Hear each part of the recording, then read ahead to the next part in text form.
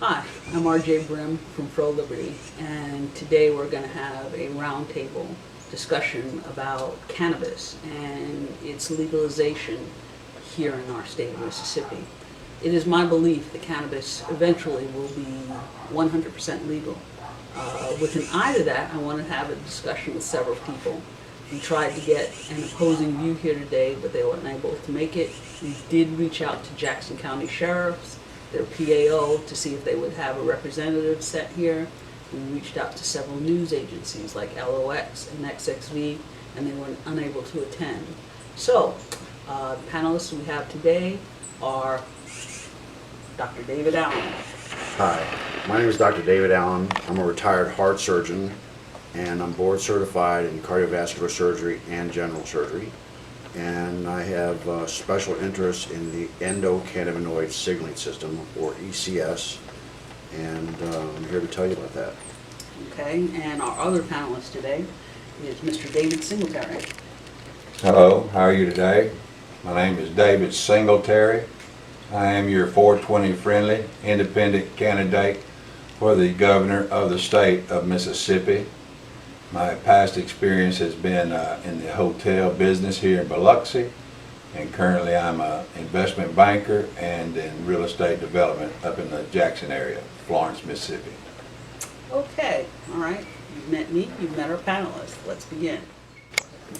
Gentlemen, I want to thank you both for being here this morning, and let's just go ahead and get right into the questions. Dr. Allen, can you tell us exactly what the ECS system is? Okay, the endocannabinoid signaling system is a newly discovered endocrine communication system. It's a chemical communication system that the body uses to control all physiology. So it controls cell differentiation and cell replication. And the ECS is comprised of these proteins that are on all your cell membranes, and they act like antenna for different chemicals. So people are kind of familiar with insulin binding onto insulin receptors and causing glucose to go into the cell. And cannabinoids bind onto cannabinoid receptors and cause physiologic change in the cell.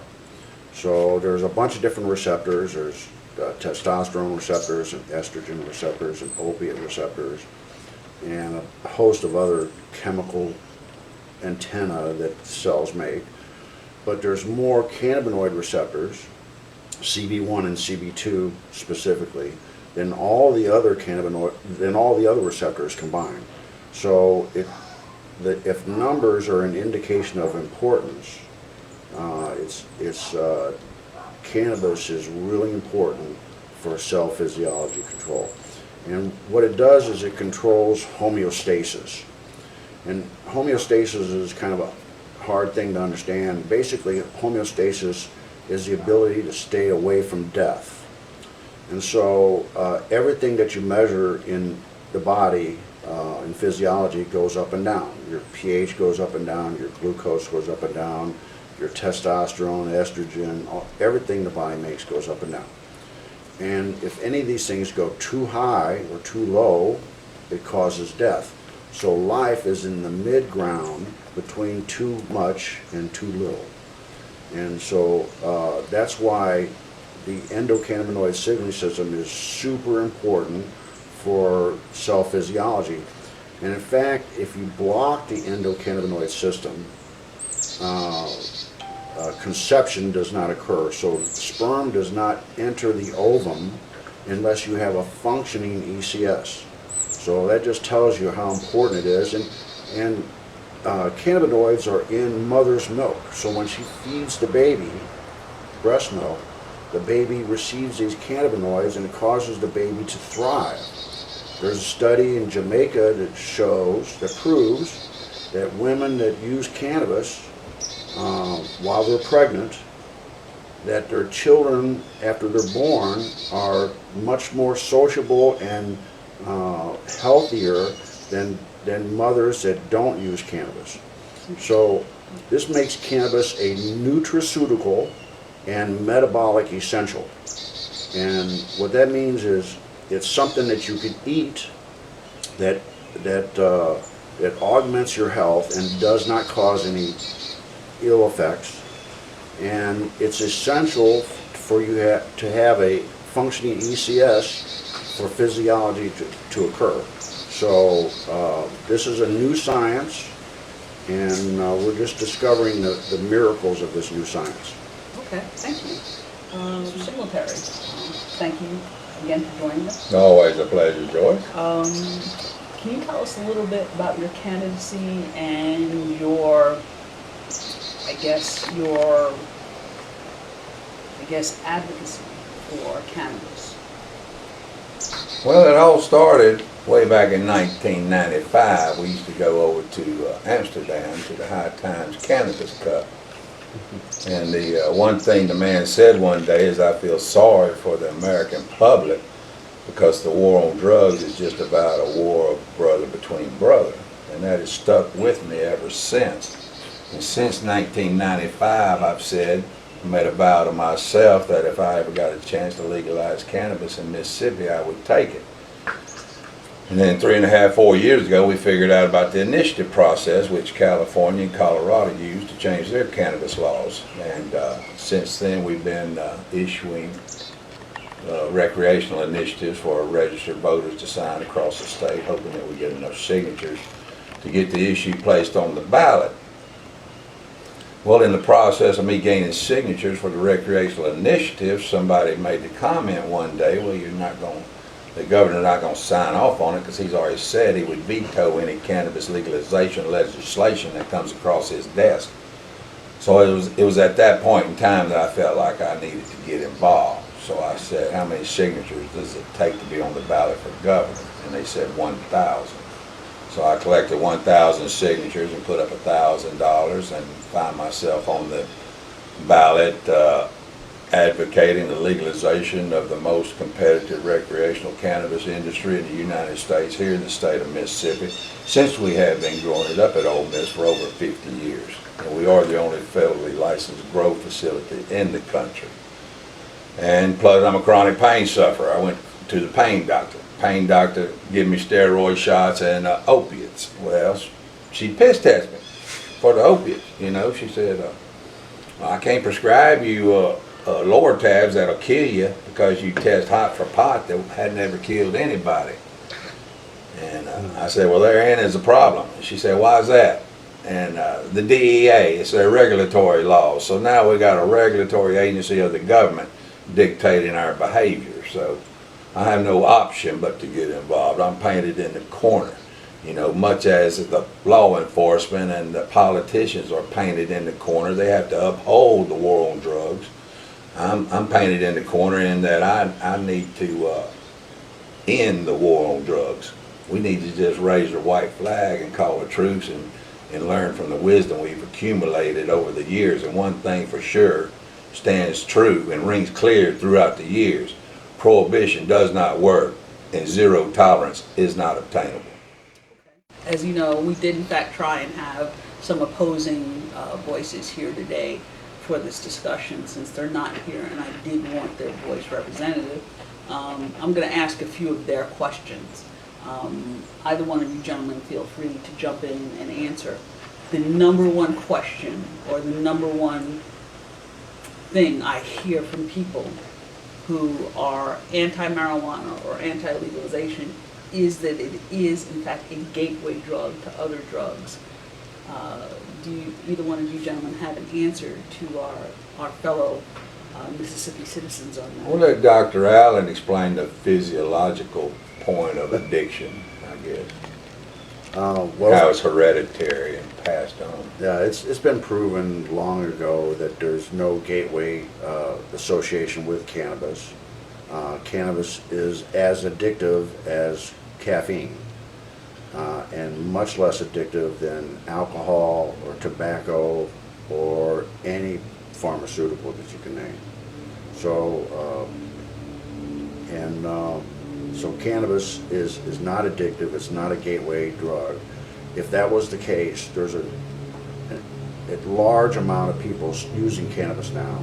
If it was a gateway drug, then there would be a major increase in all the other drug usage, and that's not been proven. Okay, and there has in fact been a few studies showing people that have used cannabis to actually either detox or 100% quit from opiates like heroin and meth. Is that correct? Right.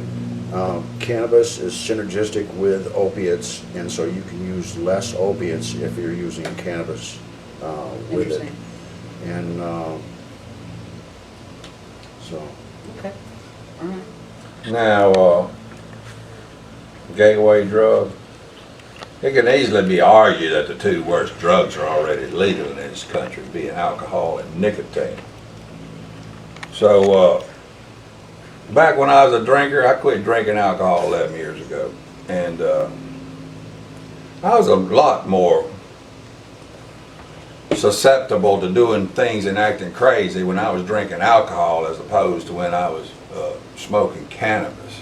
And drinking alcohol, like you said, you got the side effects, you got the hangovers in the morning, plus you're poisoning your body and depleting it of minerals. So everybody says that cannabis is a gateway drug, and that's one of the arguments that DEA has used against cannabis, Regina, throughout the years. And it started back in 1937 when cannabis was made a criminal and illegal. So, and then after that you had the Reefer Madness movie come out. Well, everybody has seen that, and the mindset of people older than me is that if you smoke weed, you're going to automatically become a Hayron addict. And as the doctor just stated, there's no statistics to verify or back that up. If that was the case in point, then probably 80% of the people in America would be Hayron addicts. Now, the police, law enforcement, and your elected officials just want to instill fear in the public. They create most of their policies out of fear. Hadn't you figured that out yet? It's like a knee-jerk reaction, like they're trying to take away or close down the whole vapor industry over 8 or 10 kids dying of it. So we got to overcome the frenzy. We got to overcome the fear factor. We got to put moderation, toleration, reason, and rationale into the equation, because the theory that you purported as being a gateway drug doesn't hold water and never will hold water. You know, cannabis is just caught up in this war on drugs, and the war on drugs is just trying to dictate morality to the American people in the country that we call the land of the free. Now, therein lies the hypocrisy. Okay. Okay, going back to the question of morality, one of the people that we're going to have here runs a very successful outreach ministry, and her objection, one, is the gateway.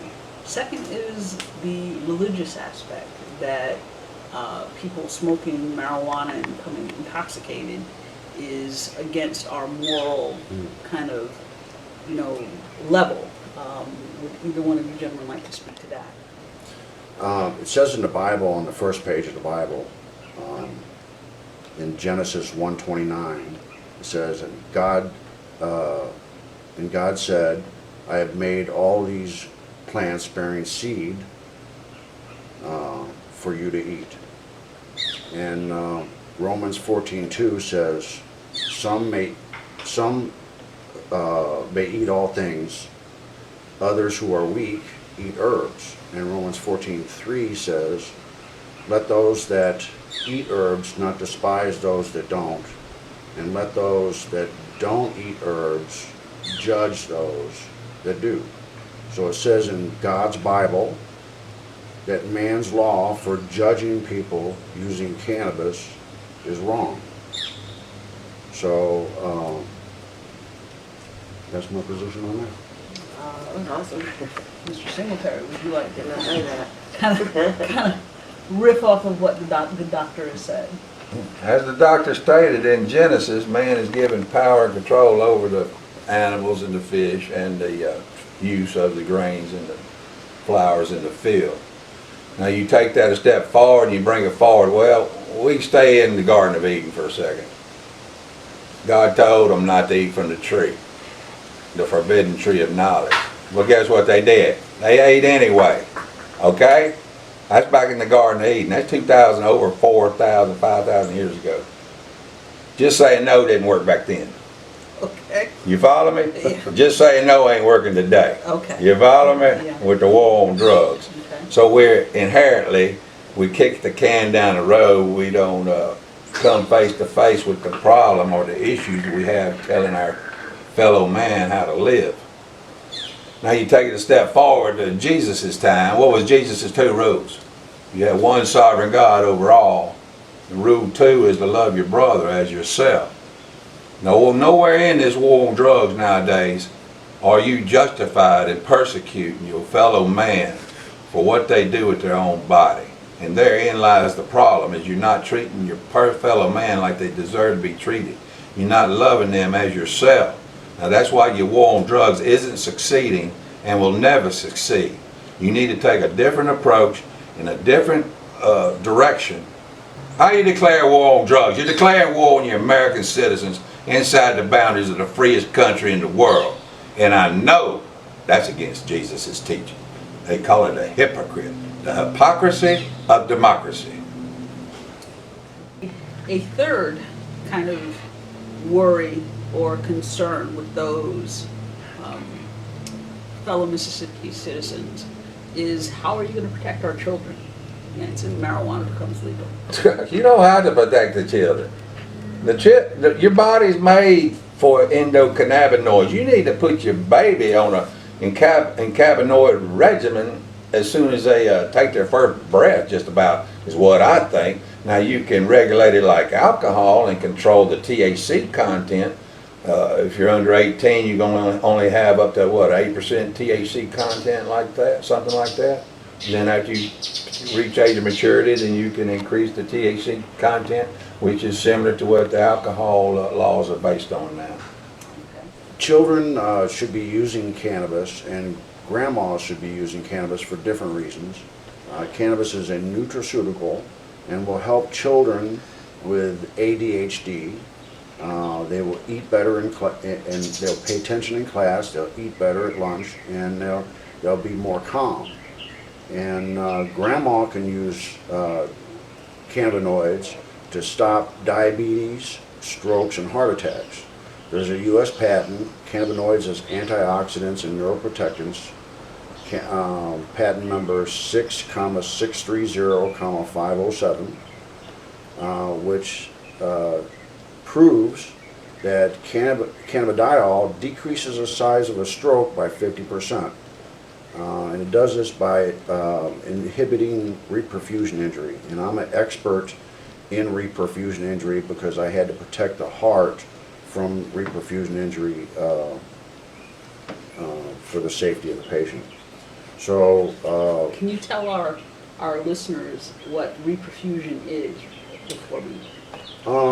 Reperfusion injury is whenever you have an ischemic area, blood flow that's interrupted to an area of the body, Okay. and then when you reestablish the blood flow, it causes the oxygen to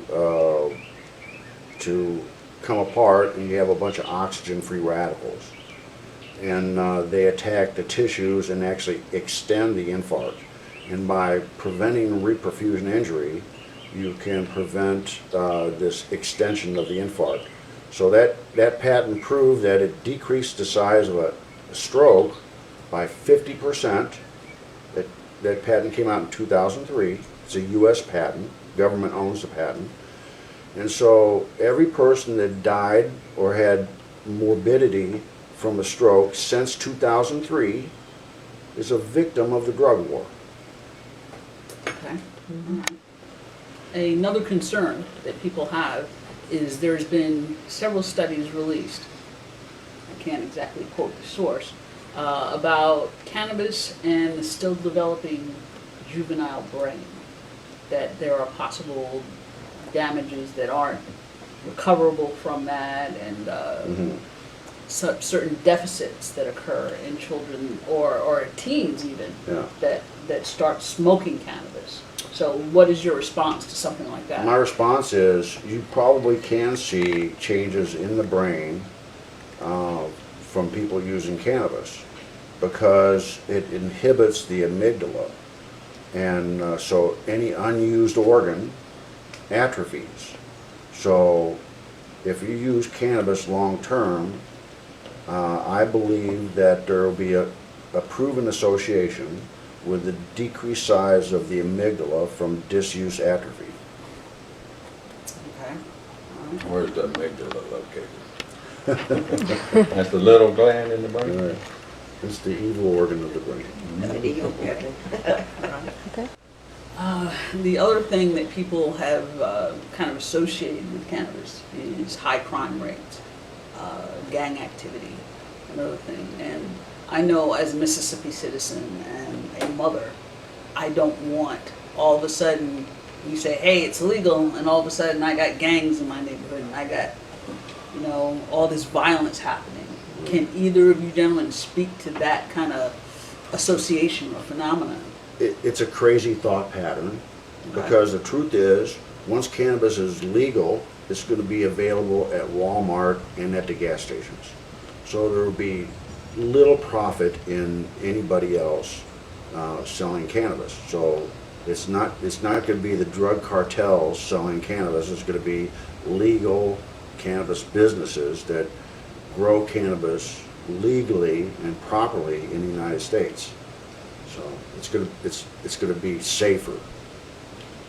The war on drugs doesn't work, won't ever work. It's over 100 years old. We're going to pass this war on to future generations.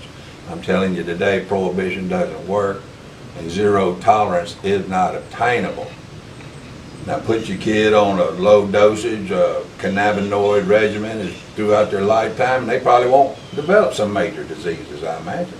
Probably put an end to diabetes, maybe.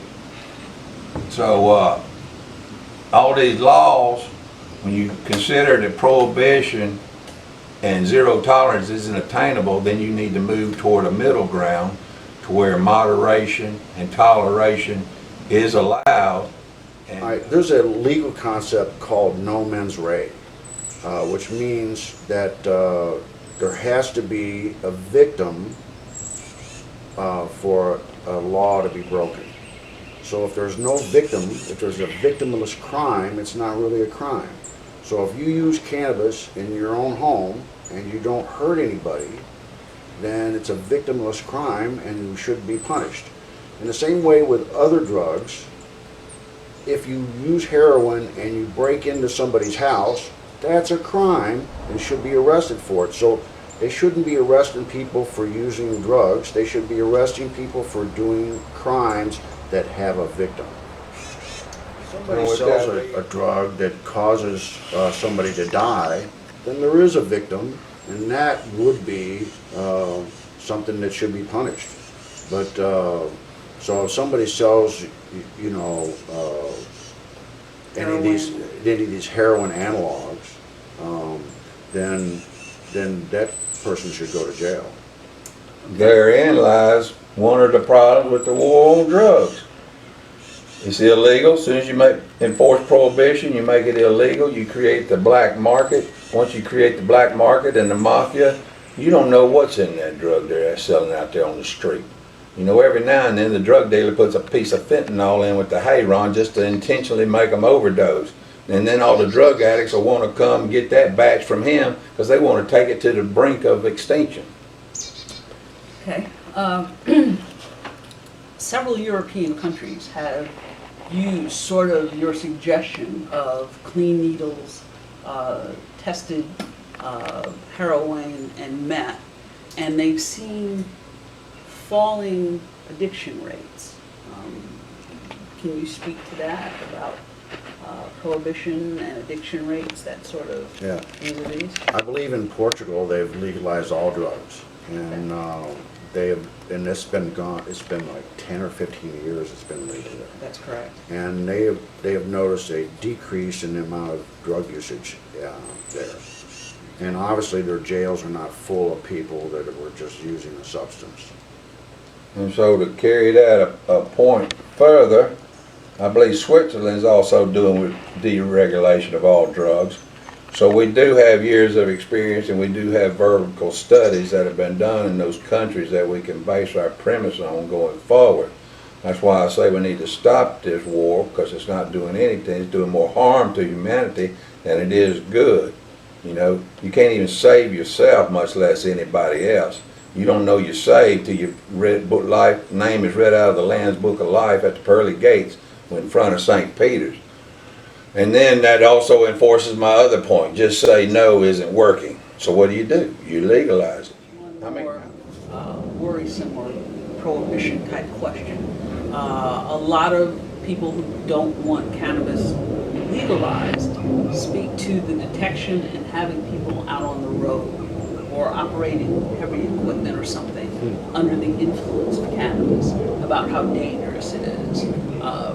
Dr. Allen, would you like to speak to that? Well, there's a U.S. study, NIH study, government study it's entitled Sexual Differences in Driving Performance Under the Influence of Cannabis. And it's a government study, so the results are what the government would generally say, but if you look at the tables, especially table 2, it proves that people that use cannabis are actually safer drivers.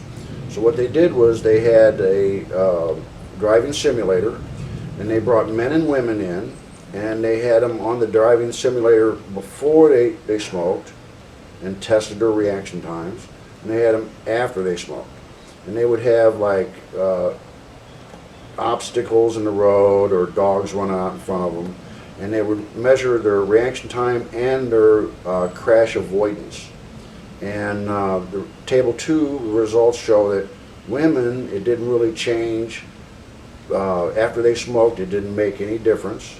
But men had 1.1 seconds faster reaction time and 3 times better crash avoidance.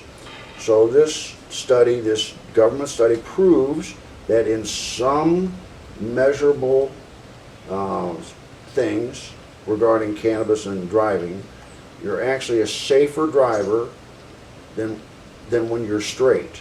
So cannabis actually makes some people safer drivers. Well, I think And then alluding to your point, Joyce, about the DUI aspect of it, yeah, that'd back up doctors' testimony that cannabis makes you a safer driver and not a risk, an additional risk out there on the roads. Now, most of the studies, or how that's brought up, is the people leave the bar and they're already intoxicated with alcohol.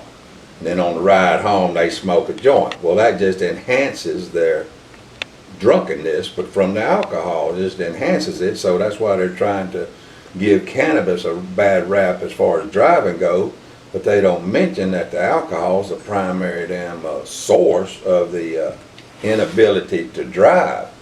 So most studies document and support what the doctor said. well, I understand that, but I think common thinking, okay, let me kind of play devil's advocate with this, is if you are intoxicated, there would come a level of intoxication where driving, handling firearm, handling, heavy equipment would be prohibited.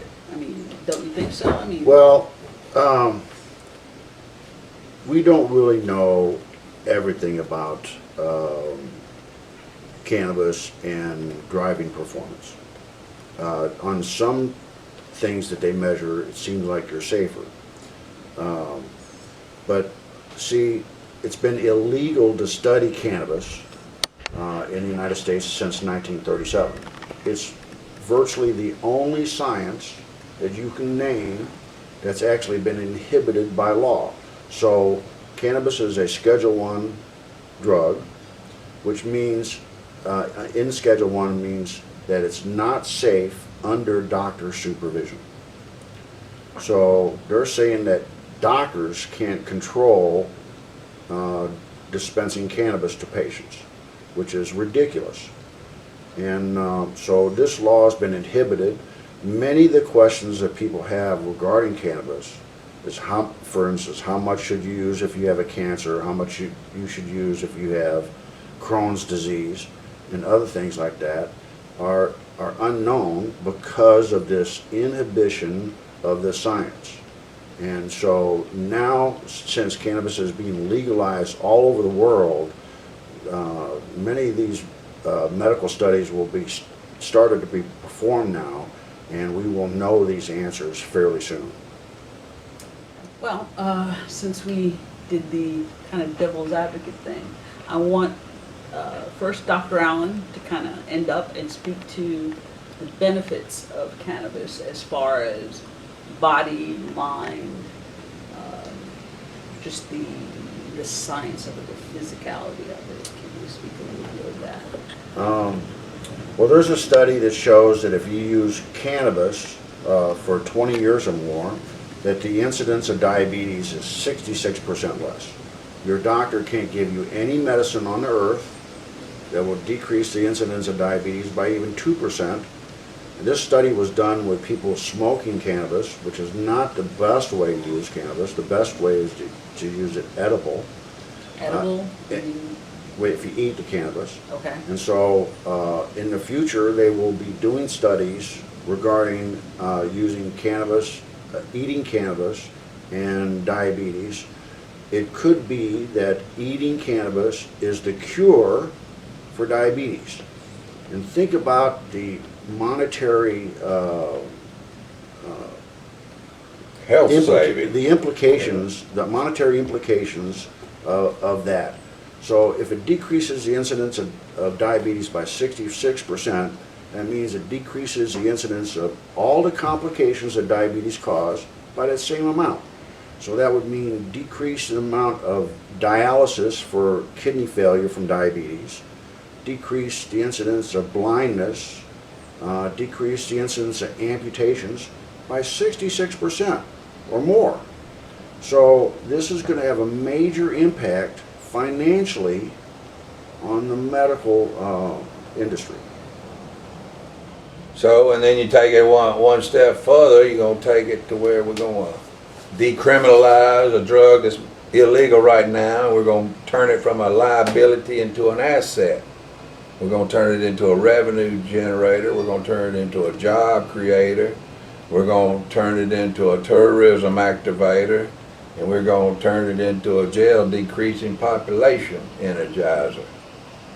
So it's not the cure-all for everything, but it's going to go a long way in helping and healing this country to heal, because we have a divisive chasm between the police and the public right now, and that chasm is mainly created by this war on drugs that we've declared upon our people within our society, our borders.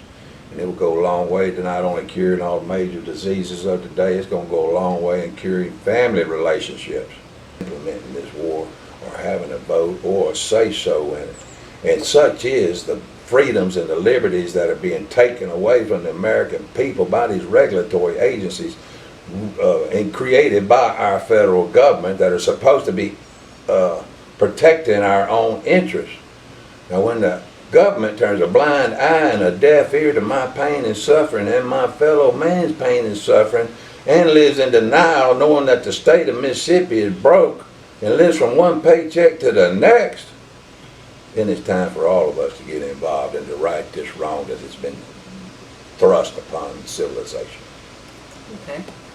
Well, I wanted to thank both these gentlemen for sitting down with us. I'm hoping that this forum or discussion will spark other discussions between families, politicians, just all across Mississippi. I'm hoping this will be the first of many of these kind of roundtable discussions. If there was something that you wanted to ask each one of these gentlemen, please go ahead and comment below, and I'll be happy to get with them and have your questions answered as best they can. And if you want to have another roundtable and come and sit with us and talk about it, please do. It is my honest belief that here in Mississippi it will be legal. And the purpose of this was to have every single voice heard, even if I don't like it, even if I don't agree. And that's what America is supposed to be about. We can disagree without being disagreeable. My name is Regina Brim, and this roundtable was for FroLIberty. See you on the other side. Thanks.